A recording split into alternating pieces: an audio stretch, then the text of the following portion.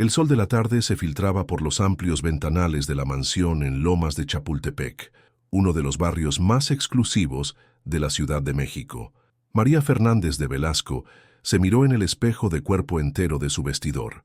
A sus 42 años, su cuerpo había cambiado. Ya no era la esbelta modelo que había conquistado a Juan Armando Velasco, uno de los empresarios más influyentes del país. Después de 15 años de matrimonio y 2 embarazos, sus curvas se habían acentuado. María alisó la tela del vestido negro que había elegido para la fiesta de esa noche. Era la celebración del 20º aniversario de Grupo Velasco, el conglomerado empresarial que su marido había construido desde cero. Sería una noche importante. Políticos, empresarios y celebridades llenarían el salón del Hotel San Regis. Como esposa del anfitrión, debía lucir impecable. ¿Estás lista ya? Vamos tarde. La voz de Juan resonó desde la habitación contigua. Siempre tan impaciente, tan demandante de la perfección. Casi lista, respondió María, aplicando un último toque de labial rojo. ¿Cómo me veo? Juan apenas la miró. Sus ojos, fríos como el acero, se posaron brevemente en ella antes de volver a su teléfono. Bien, vámonos. María sintió ese familiar nudo en el estómago. Durante años había aprendido a interpretar los silencios de Juan, sus miradas de desaprobación, la forma en que su voz se endurecía cuando estaba molesto. Lo que una vez había confundido con ambición y determinación, ahora lo reconocía como lo que realmente era: crueldad. El chofer les esperaba en la entrada. El trayecto al hotel transcurrió en silencio, interrumpido solo por las llamadas que Juan atendía. María miraba por la ventanilla, observando cómo las luces de la ciudad empezaban a encenderse. Se preguntaba cuándo exactamente su matrimonio se había convertido en esta prisión dorada. La fiesta era todo lo que cabía esperar. Ostentosa, perfectamente orquestada, un testimonio del poder y la influencia de Juan. María interpretaba su papel a la perfección, la esposa devota, elegante, siempre sonriente. Saludaba a los invitados, intercambiaba cumplidos, reía en los momentos adecuados. Nadie podría adivinar el vacío que sentía por dentro. Cerca de la medianoche, María se excusó para ir al tocador. Necesitaba un momento de respiro.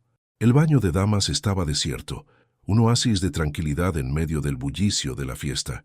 Se refrescó el rostro con cuidado de no arruinar su maquillaje y respiró hondo.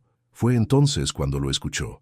Las voces provenían del pasillo exterior, junto a una puerta entreabierta que daba a una pequeña sala de reuniones. Una de ellas era inconfundible. «Juan, ¿vas a divorciarte al fin?», preguntaba alguien. Una voz masculina que María reconoció como la de Roberto Sánchez, el mejor amigo de su marido. La risa de Juan era fría, calculadora. Y darle la mitad de todo, ni loco, tengo demasiado que perder. Pero sigues con Claudia, ¿no? Ya van... ¿cuánto? ¿3 años? Casi 4, respondió Juan con orgullo en su voz. Ella entiende cómo funcionan las cosas. No pide más de lo que estoy dispuesto a dar. María se quedó paralizada. Aunque sospechaba que Juan le era infiel, escucharlo confirmarlo con tanta frialdad era como recibir un puñetazo en el estómago. ¿Y María? ¿No sospecha nada?, preguntó Roberto. Juan soltó una carcajada despectiva que reverberó en el alma de María. ¿María? Está demasiado ocupada gastando mi dinero, engordando y fingiendo que no ve lo evidente. Esa gorda no merece nada. Si algún día decide despertar y pedir el divorcio, tengo todo blindado. Firmaría un acuerdo ridículo o se quedaría sin un peso. De cualquier forma no tiene las agallas. Las palabras de Juan fueron como cuchillos afilados que penetraron en lo más profundo de su ser. María se apoyó contra la pared, sintiendo que el aire le faltaba. Durante años había soportado sus desprecios sutiles, sus comentarios hirientes, disfrazados de preocupación, su gradual alejamiento. Pero esto era diferente. Era la confirmación de que para Juan ella no era más que un adorno, una posesión desvalorizada que mantenía por conveniencia.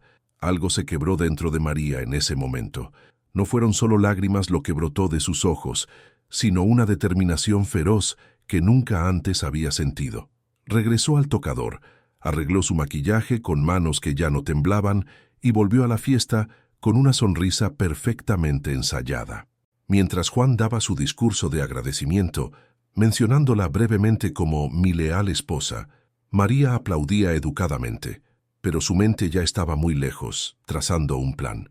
Esa misma noche, mientras Juan dormía profundamente después de celebrar su éxito con demasiado whisky, María se deslizó fuera de la cama. Se movió en silencio por la mansión hasta llegar al despacho de Juan. Conocía la contraseña de su computadora, no porque él se la hubiera compartido, sino porque después de años de matrimonio había aprendido a observar los pequeños detalles. La fecha de nacimiento de su madre, seguida del año en que fundó su primera empresa. María encendió la computadora y comenzó su metódica incursión en la vida financiera de Juan Armando Velasco.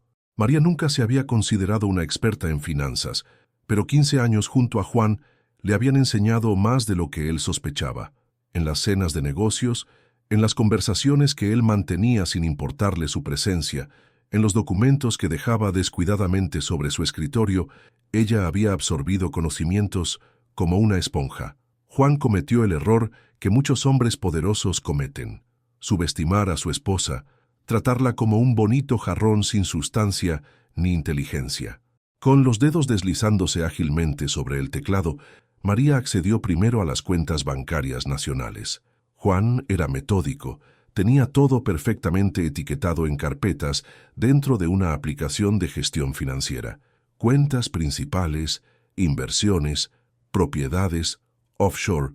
Esta última carpeta hizo que María arqueara una ceja. Sabía que Juan tenía negocios internacionales, pero nunca había mencionado cuentas en paraísos fiscales. «Vamos a ver qué escondes, querido», murmuró para sí misma. La carpeta contenía información sobre cuentas en las Islas Caimán, Suiza y Singapur. Millones de dólares que probablemente ni el SAT conocía. María sonrió con amargura al pensar en las veces que Juan se había quejado de los impuestos excesivos que pagaba en México. También encontró documentos sobre propiedades: un apartamento en Miami, una villa en la Costa Azul, un chalet en los Alpes suizos. Propiedades que nunca había mencionado, lugares a los que nunca la había llevado. Serían los refugios donde se encontraba con Claudia. María trabajó metódicamente durante horas. No actuaba por impulso. Cada movimiento estaba calculado. No iba a vaciar completamente las cuentas de Juan. Eso sería demasiado obvio y potencialmente ilegal. En cambio, realizó múltiples transferencias de cantidades significativas, pero no alarmantes, a una serie de cuentas que había preparado durante meses. Porque sí, María llevaba tiempo sospechando, preparándose para este momento. 6 meses atrás, había comenzado a establecer su red de seguridad. Una cuenta en el extranjero a nombre de una sociedad anónima creada legalmente, inversiones diversificadas y un plan de escape. No estaba robando. Estaba tomando lo que legítimamente le correspondía después de años dedicados exclusivamente a ser la esposa perfecta de Juan Armando Velasco. Al terminar, había transferido aproximadamente el 40% de la fortuna líquida de Juan, una cantidad que le garantizaría independencia financiera de por vida, pero que no lo arruinaría completamente. No quería destruirlo, solo quería su libertad y algo de justicia. Antes de cerrar la sesión, María encontró algo que no esperaba: una carpeta titulada Acuerdos prenupciales. La abrió y descubrió versiones digitalizadas de su contrato matrimonial, junto con borradores de posibles acuerdos de divorcio. Tal como Juan había dicho, todos estaban diseñados para dejarla prácticamente sin nada si decidía separarse.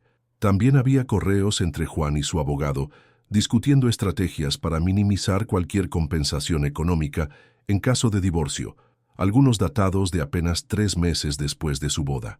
María sintió una punzada de dolor al darse cuenta de que, incluso al principio, cuando ella creía que estaban construyendo un futuro juntos, Juan ya estaba planeando su salida. Pero entre esos documentos, María encontró oro, evidencias de transacciones fraudulentas, manipulación de balances para evadir impuestos, sobornos a funcionarios.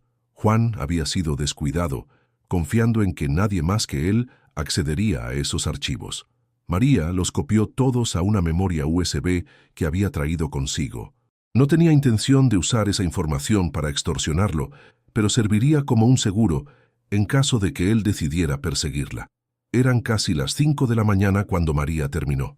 Cerró todo cuidadosamente, asegurándose de no dejar rastro de su actividad. Antes de apagar la computadora, se detuvo un momento y abrió el navegador. Buscó Claudia Moreno, el nombre que había escuchado en la conversación de Juan. Apareció el perfil de una mujer de unos 30 años, ejecutiva de una de las empresas subsidiarias de Grupo Velasco. Era hermosa, con ese tipo de belleza que parecía salida de una revista, alta, delgada, perfectamente arreglada. María observó las fotos durante unos minutos sin sentir odio hacia ella. Después de todo, Claudia no era el problema. Era Juan quien había hecho promesas que nunca tuvo intención de cumplir. María cerró el navegador, apagó la computadora y regresó silenciosamente a la habitación. Juan seguía durmiendo, roncando ligeramente, completamente ajeno a lo que acababa de ocurrir. Se deslizó junto a él en la cama, sabiendo que sería la última noche que dormiría allí. Mientras contemplaba el techo, esperando que amaneciera, una extraña calma la invadió. Por primera vez en muchos años, sentía que tenía el control de su vida. Mañana comenzaría su nuevo capítulo, y Juan Armando Velasco aprendería que esa gorda tenía más agallas de las que él jamás había imaginado. Juan Armando Velasco despertó con una ligera resaca y el sabor del éxito aún fresco en su boca. La fiesta de aniversario había sido un triunfo absoluto.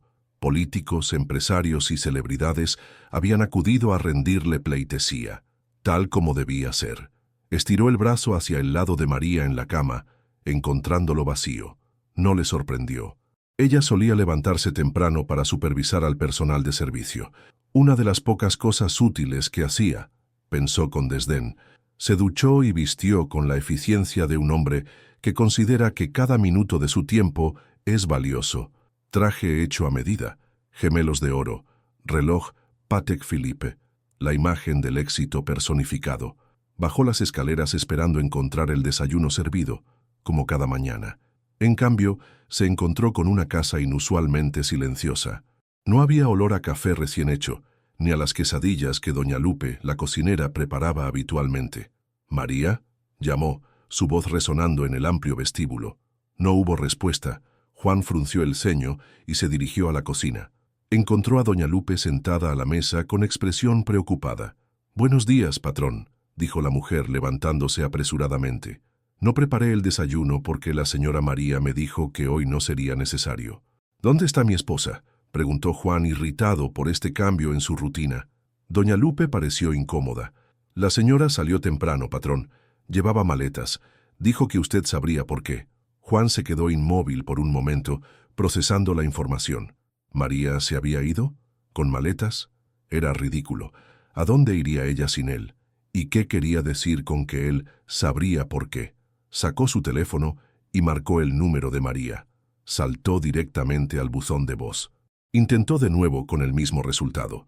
La irritación dio paso a una creciente inquietud. «Prepáreme un café», ordenó a doña Lupe, dirigiéndose a su despacho. Necesitaba revisar sus correos y prepararse para las reuniones del día. María probablemente estaba haciendo un berrinche por alguna tontería y volvería cuando se le pasara el enfado. Encendió su computadora y abrió su aplicación bancaria para revisar una transferencia importante que esperaba. Lo que vio lo dejó paralizado. Las notificaciones de múltiples transferencias salientes llenaban su bandeja de entrada. Transferencias a cuentas que no reconocía, por cantidades que hacían que su sangre se helara. Con dedos temblorosos, revisó el saldo de sus cuentas principales. Habían sido considerablemente reducidas. «¡Imposible!», gritó golpeando el escritorio con el puño.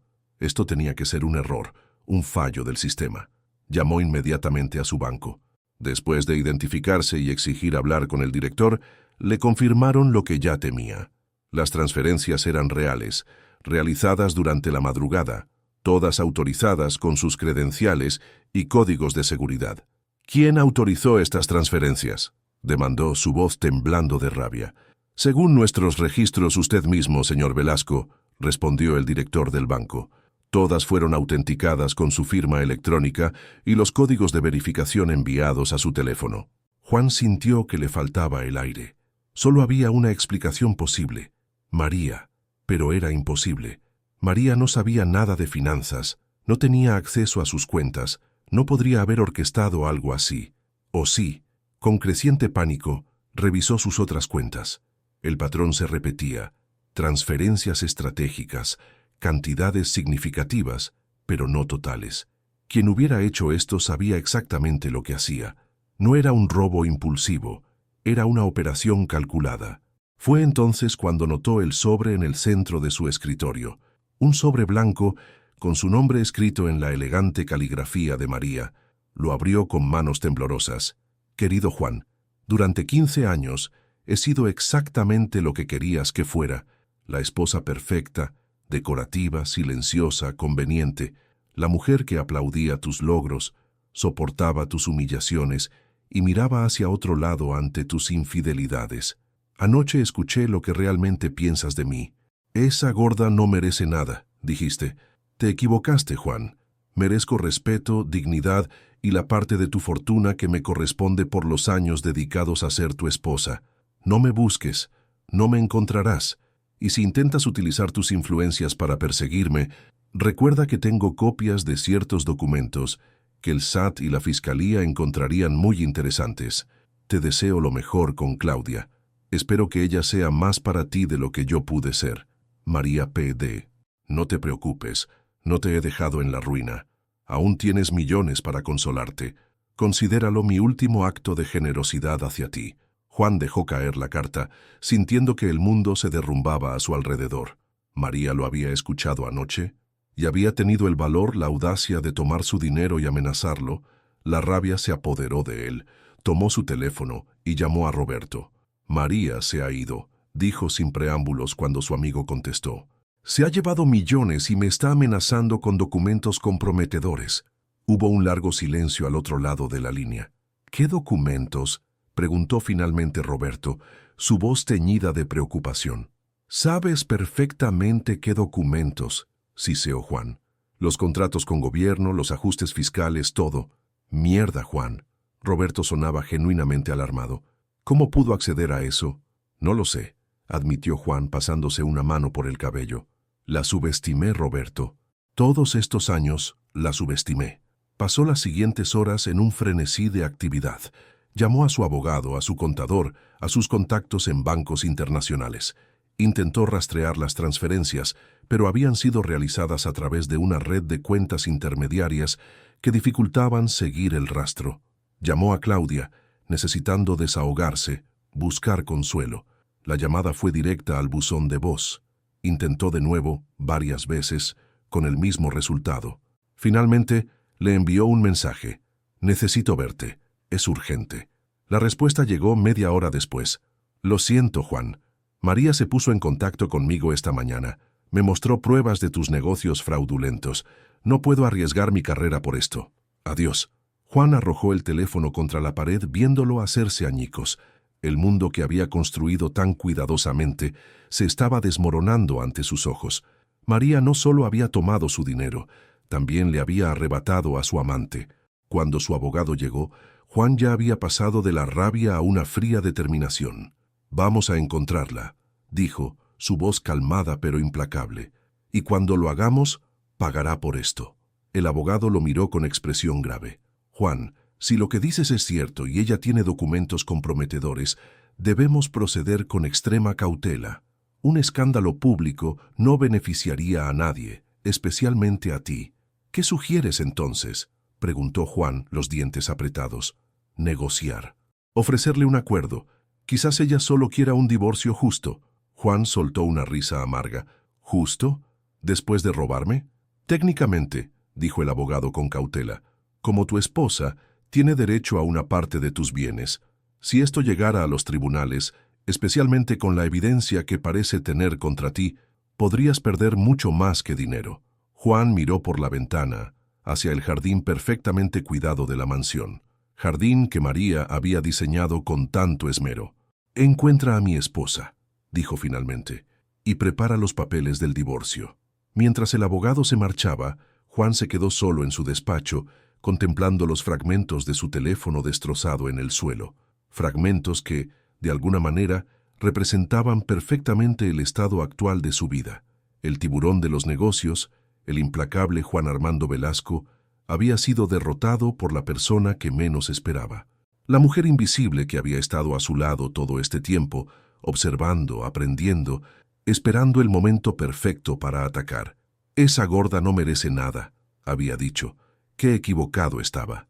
El avión despegó puntualmente a las 7:15 de la mañana. María observaba por la ventanilla cómo la Ciudad de México se empequeñecía bajo ella, sintiendo una mezcla de nostalgia y liberación. Había dejado atrás 15 años de su vida, pero se llevaba consigo algo mucho más valioso que el dinero: su dignidad recuperada. No volaba sola. A su lado, en clase ejecutiva, iba Sofía Mendoza, su mejor amiga desde la universidad y la única persona en quien había confiado sus planes. Sofía, abogada especializada en derecho familiar, había sido instrumental en ayudarla a preparar su escape. «¿Cómo te sientes?», preguntó Sofía, apretando suavemente la mano de María. María sonrió, una sonrisa genuina que no había mostrado en mucho tiempo. «Libre», respondió, asustada, pero libre.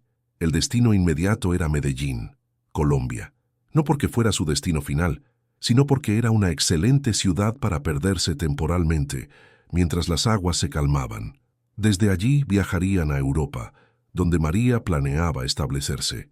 «¿Crees que intentará encontrarme?», preguntó María, aunque ya sabía la respuesta. «Por supuesto que lo intentará», respondió Sofía con franqueza. «Su ego no le permitirá aceptar que le has ganado, pero hemos sido cuidadosas. Las transferencias son prácticamente imposibles de rastrear y los documentos que tienes te dan una ventaja significativa». María asintió.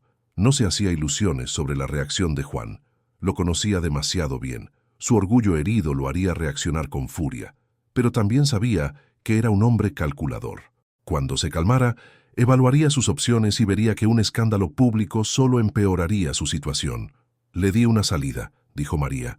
«Puede aceptar lo sucedido y seguir adelante, o puede arriesgarlo todo intentando vengarse. ¿Y cuál crees que elegirá?». María miró por la ventanilla hacia el cielo infinito. Al final, elegirá su imperio. Siempre lo hace. A medida que el avión cruzaba el espacio aéreo mexicano, María repasaba mentalmente los detalles de su plan. Las transferencias habían sido solo el principio. Ya había iniciado los trámites para el divorcio a través de un bufete de abogados diferente al de Sofía, para no comprometerla. Había enviado evidencia selecta de las actividades fraudulentas de Juan a personas estratégicas, incluyendo a Claudia, no para destruirlo, sino para asegurarse de que entendiera las consecuencias de perseguirla. «¿Qué harás primero cuando lleguemos a Medellín?», preguntó Sofía, interrumpiendo sus pensamientos. María sonrió. «Comer bandeja paisa sin sentirme culpable, luego comprarme un guardarropa nuevo, ropa que me guste a mí, no a Juan». Sofía rió. «Me encanta este nuevo capítulo tuyo». 3 meses después, María estaba irreconocible. No solo por el cambio físico, había perdido peso, no por Juan, sino porque había encontrado placer en el ejercicio físico, algo que antes veía como una obligación, sino por la transformación interior. Ahora vivía en Barcelona, en un elegante apartamento en el barrio de Gracia. Había adoptado un estilo de vida tranquilo pero pleno. Estudiaba historia del arte en la universidad, algo que siempre había querido hacer, pero que Juan consideraba inútil. Había hecho nuevos amigos, personas que la apreciaban por quien era, no por ser la esposa de alguien importante. Las noticias de México llegaban principalmente a través de Sofía, que seguía siendo su conexión con su vida anterior. Juan había reaccionado exactamente como María había previsto, primero con rabia, luego con amenazas, finalmente con resignación pragmática. Había aceptado el divorcio en términos relativamente favorables para María, principalmente para evitar que la evidencia de sus actividades ilícitas saliera a la luz. Grupo Velasco había sobrevivido, aunque con algunas reorganizaciones. Juan seguía siendo un hombre rico e influyente, pero su reputación de invulnerabilidad había sufrido un golpe del que nunca se recuperaría completamente.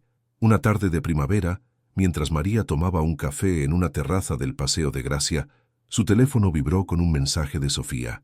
«Lo has logrado. Divorcio finalizado oficialmente. Eres una mujer libre.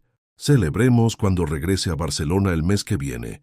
María sonrió, guardó el teléfono y siguió disfrutando de su café, observando el flujo de gente que pasaba frente a ella. No sentía ni odio ni amor hacia Juan. Había cerrado ese capítulo de su vida con la satisfacción de haber recuperado el control sobre su propio destino. 2 semanas después, mientras revisaba su correo electrónico, María encontró un mensaje inesperado. El remitente era Claudia Moreno. María, quizás te sorprenda recibir noticias mías. No busco tu perdón ni pretendo justificar lo que hice. Solo quería que supieras que lo que hiciste me abrió los ojos. Dejé Grupo Velasco poco después de tu partida. Ahora trabajo para una empresa que valora mi talento, no mi disponibilidad para complacer al jefe. Juan intentó contactarme varias veces, pero no he respondido. Cometí un error al involucrarme con un hombre casado y lo estoy remediando. No espero una respuesta. Solo quería agradecerte, de alguna manera extraña, por mostrarme una salida también a mí. Claudia María releyó el mensaje varias veces. Nunca había odiado a Claudia. Entendía demasiado bien el poder de manipulación que Juan ejercía sobre las personas. Después de reflexionar, respondió: Claudia, gracias por tu mensaje. No te guardo rencor. Ambas fuimos piezas en el juego de Juan, y ambas hemos encontrado la manera de salir de él. Te deseo lo mejor en tu nueva etapa. La libertad es el mayor regalo que podemos darnos a nosotras mismas. María. 6 meses después del divorcio, María recibió una oferta para colaborar en la organización de una exposición de arte mexicano contemporáneo en el MACBA, Museo de Arte Contemporáneo de Barcelona. Su conocimiento de la escena artística mexicana y su recién adquirida formación académica la convertían en una candidata ideal. El día de la inauguración, mientras recorría las salas llenas de invitados admirando las obras, María se detuvo frente a un cuadro particularmente impactante. Era una pintura de Remedios Varo, la artista surrealista hispano-mexicana, titulada Mujer saliendo del psicoanalista. La obra mostraba a una mujer vertiendo el contenido de una pequeña bolsa, quizás sus miedos, sus traumas, en un pozo, mientras avanzaba hacia un futuro incierto pero prometedor. María observó la pintura durante largo rato, identificándose profundamente con esa mujer. Ella también había vaciado su bolsa de miedos y traumas y ahora avanzaba hacia un futuro que, por primera vez en muchos años, sentía verdaderamente suyo. «Es una obra poderosa, ¿verdad?», dijo una voz a su lado. María se giró para encontrarse con un hombre de aspecto intelectual, cabello entrecano y ojos amables. «Soy Gabriel Martí, curador del museo». «María Fernández», respondió ella extendiendo su mano. Solo María. Ya no necesitaba el apellido de Velasco para definirse. Y sí, es extraordinaria. La transformación como liberación. Exactamente, sonrió Gabriel. ¿Le gustaría tomar una copa de cava y contarme más sobre su interpretación? Siempre es fascinante escuchar nuevas perspectivas. María sonrió, sintiendo esa chispa de conexión humana genuina que había estado ausente durante tanto tiempo. Me encantaría, respondió caminando junto a Gabriel hacia la zona de bebidas. Mientras conversaban sobre arte, vida y transformaciones personales, María se dio cuenta de que no solo había recuperado su libertad financiera al vaciar las cuentas de Juan, sino que había recuperado algo mucho más valioso, su capacidad de sentir, de conectar, de vivir plenamente. La mujer que Juan había llamado despectivamente esa gorda que no merece nada, ahora lo tenía todo: independencia, propósito y la inmensa satisfacción de haber reescrito su propia historia. No se arrepentía de nada. Cada decisión, cada movimiento calculado, la había llevado exactamente a donde necesitaba estar. En algún lugar de la Ciudad de México, Juan Armando Velasco seguiría construyendo imperios vacíos, acumulando poder y dinero para llenar el vacío de su existencia. María lo había dejado con su fortuna disminuida pero intacta, porque entendió que la verdadera riqueza nunca había estado en las cuentas bancarias. Mientras alzaba su copa para brindar con Gabriel por las nuevas oportunidades, María sonrió para sus adentros. La venganza podía ser un plato que se sirve frío, pero la verdadera libertad era el festín que duraba toda una vida.